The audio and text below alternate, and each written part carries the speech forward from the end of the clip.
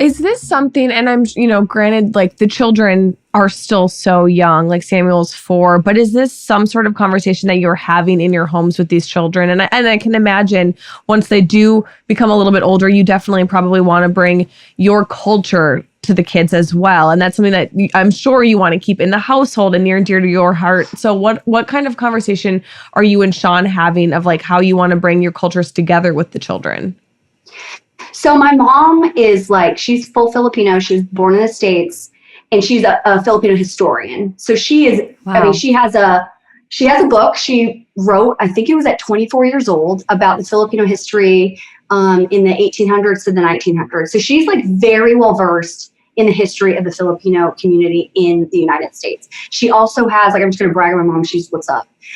She has a Filipino exhibit at Wing Luke Asian Art Museum in Seattle. So there's this Asian art museum, and she has an exhibit, and she's run it for years because she's just so proud of her culture. And, in turn, my sisters and I were only half Filipino, but she made us, we learned the word, like how to spell Philippines at a very young age. And we were in Filipino folk dance. We were so immersed in the Filipino culture and the community in Seattle.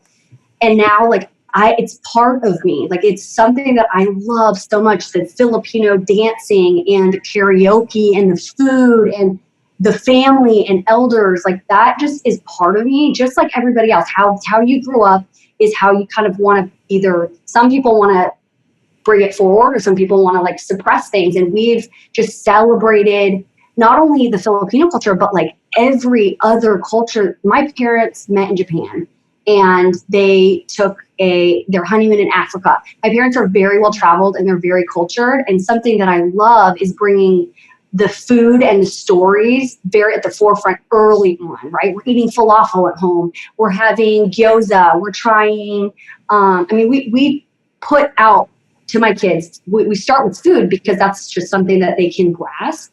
And we start like, okay, this is from Africa. And what does that mean? And where does that look like? And what do they hold dear to them? So it's fun for me. I think also what's really, really important now is representation. I'm 34 years old, but Raya and The Last Dragon is a new Disney movie. And now I finally have a Disney princess, so it's these things where as a kid, you don't really think about it. But as a half Asian woman, it's really hard to kind of fit in. And you're trying to think, okay, well, I'm not Filipino enough and I'm not white enough. Where do I fit? And so many people now are kind of feeling that way. And the only real way to start at a young age to understand is exposure. And my kids are exposed to so many things. And that's so important to Sean and me. Sean knows how big of a part my family and what my heritage is. And he is so excited to celebrate that with our kids. I mean, when we were trying to figure out what kind of name we wanted to name our daughter, Mejia is my middle name, and it's my mom's maiden name, and it's my grandmother's last name. And Mejia is Filipino. And so when we were talking about names, he said Mia, and I was like, Mia's okay. And then he's like, what about Mia Mejia? And I was like, okay, you like ended it. That is absolutely her name.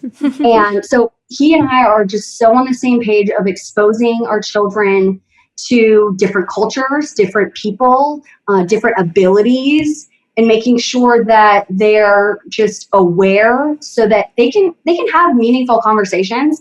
But that starts really early, and to show them, hey, this is somebody that means something to you. This is somebody that means everybody means something to you. So when you see somebody that is out there at the park, you're not like, okay, I shouldn't be scared of them. It's, no, this is a person and you need to treat them with respect, and you always have to be nice to everybody. And I think so much of what we're experiencing right now could be just paired back to how do we tell our children how to act? Well, we need to kind of listen to ourselves and how we're speaking to other people. Do you listen? Like, hey, kids, you need to listen. You need to share. You need to respect other people and their space. There's just like so many things. If we just bring it back and understand how to treat other people just at the base of humans, like so much of these things would not be happening. And it's such a sad thing that we kind of have to unlearn so many bad things and hurtful things to get back to basics. I mean, if you see something that's going on that's bad, do something about it. It doesn't matter what it is. If there's an injustice, you do something about it. If someone is getting talked down, like loudly getting talked down to at the park, and you can sense that it's something wrong, you say something, you step in. Is there something I can do? Doesn't matter anything other than what humans should be doing for each other. And I think that's where it should start.